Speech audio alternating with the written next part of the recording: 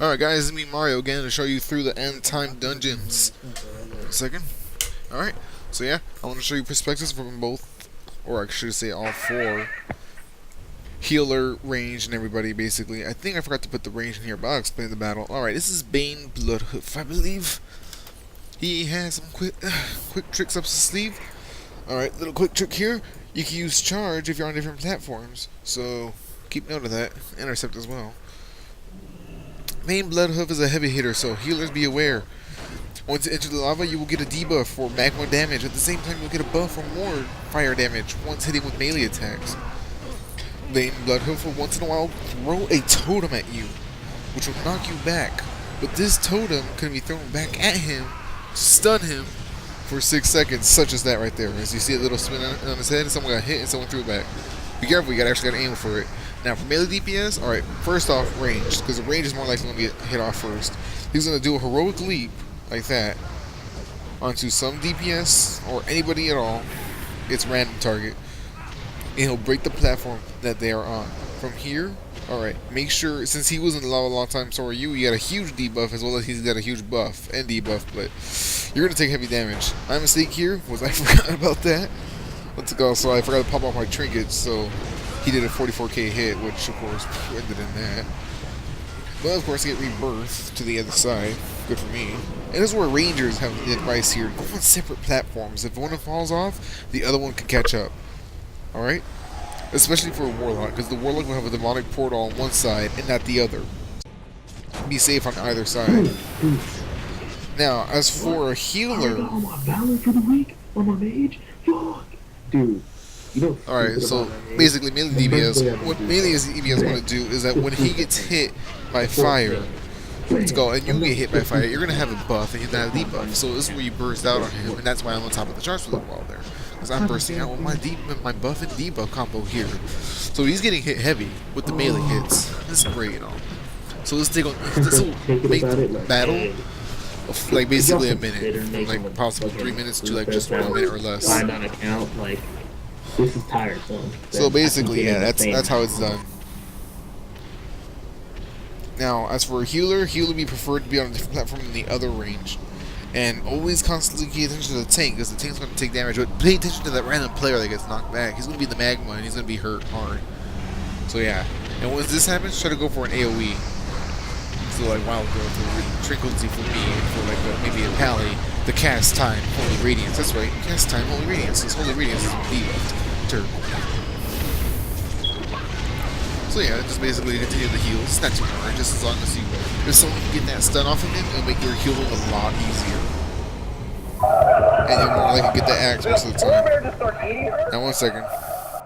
Okay, so this is going to be the Sylvanas fight. TV in the background, so sorry if you can hear the TV over my voice. Now, alright, Sylvanas fight. Simple shit. Avoid black stuff on the ground. It will make you snared, like not snared, but it will slow you down and it'll damage you. But just avoid it. It's like black fire that slows you down. Pretty simple to heal. Literally, I went through this. Healer died during the first wave because it got apparently doesn't know the meaning of getting on the black stuffs like that. So yeah, so it died and we actually managed to go through the entire fight. Because I enrage regeneration. Now, here's where she pops off the ghouls. Make sure you have someone marked with like a totem, demonic portal, or just a marker, like a raid marker, so you know which one to go for. Because if you don't, you're gonna be fucked. See, I am DPS. I didn't know what to go for. It's like because no one marked it. But we did manage to break through. And when you manage to break through, get the fuck out of there and just watch things go boom like that. Now, let's see here, tank mode. Like I said, I've done this as a tank and I actually managed to get through it without the healer. So it's not much damage to be taken as long as you know the fight and you know which ghoul to kill. Kill that ghoul, break through, and get out of there. That's the main thing. Rest of it, tank and spake, and easily healable damage. That's about it. Just avoid that black stuff, basically. So yeah, just keep killing and killing and killing. If people don't listen to you and don't attack the target you're attacking because you're the tank or you're just a bad group and didn't decide to leave a marker, even if you manage to heroically like that, people are still going to hit. See how much I got hit for? Precisely. And then this happens. It becomes a solo fight versus a freaking boss. It becomes fun for a while until after 120k, each of you both die. So, yeah. And this is what happens when your macro is bad. You gotta go into your spellbook to get off freaking regeneration. But you understand the fight now, basically. Just destroy one ghoul, that's it. I like This how I was one, the top of the DPS. destroy. Okay, you gotta collect 16 fragments across the field. You don't have to destroy all mobs. Some people can be sneaky around that. But destroy the 2 mobs. Kill off the 2 mobs right here. The one over here that's about to pass by. Because they may interrupt the battle. They may interrupt the battle, just like Eric is right now. I have to me. nothing set up on my shaman. Yeah, someone charges in there without the healer, so he's stupid. Eric, literally, you can go. So yeah. Fucking elemental. Basically, alright, so kill off the mob, kill off that sunwell right there, or whatever the hell that is. Click on the sunwell, yeah, click on it to destroy it this time. Yeah, you can go Because it elemental. will fuck you over if you don't. It will literally make these mobs last forever. Alright, so, after killing off the mobs, this mob and the other mob right here, as you can see here, the left and the right side of that portal, someone could be like, oh.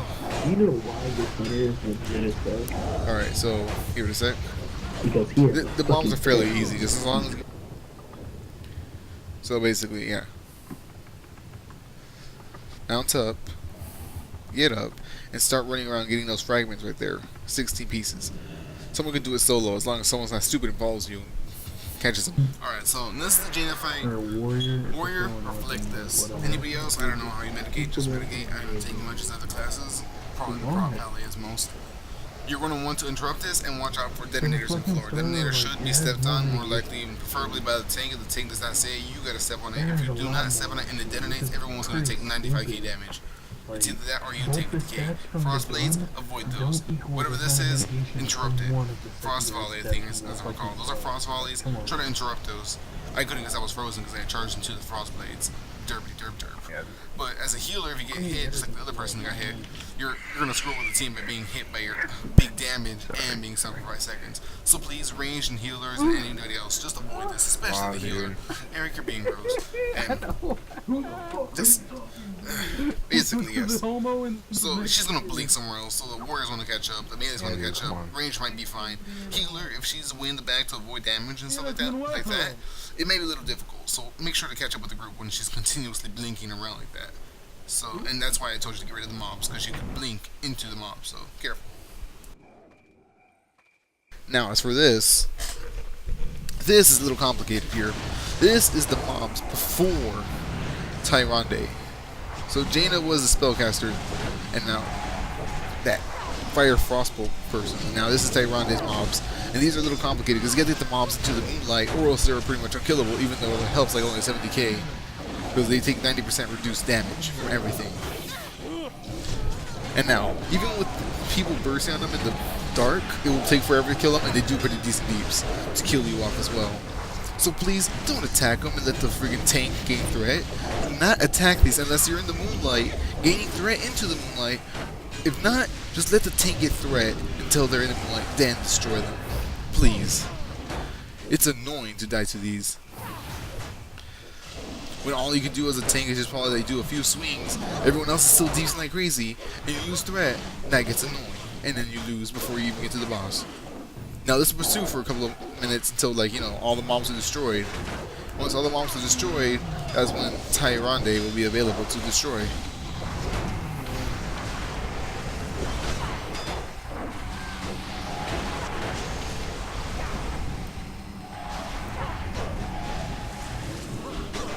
And for the Jaina fight, to make things a little clearer, basically, if you don't get the detonator or someone doesn't take the damage, everyone will for twice the damage that would have normally been taken. Just to clarify, I'm sorry if I missed that little one, basically. It's pretty simple. And as for the healer, catch up with the blink, or else you're going to fuck up and not catch up. Now, this is Tyrande now. Sorry about the late call on the Jaina, but this is Tyrande. Is that how you pronounce her name? Someone tell me down there and pronounce her name for me, because Tyrande just sounds so... I don't want to be racist at all, but yeah.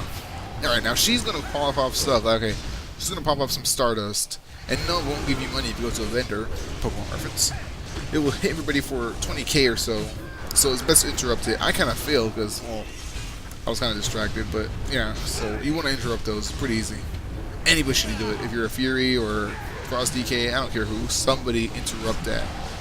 It will really help out the healer. Now those little lines on the floor, yeah, those either silence or stun you.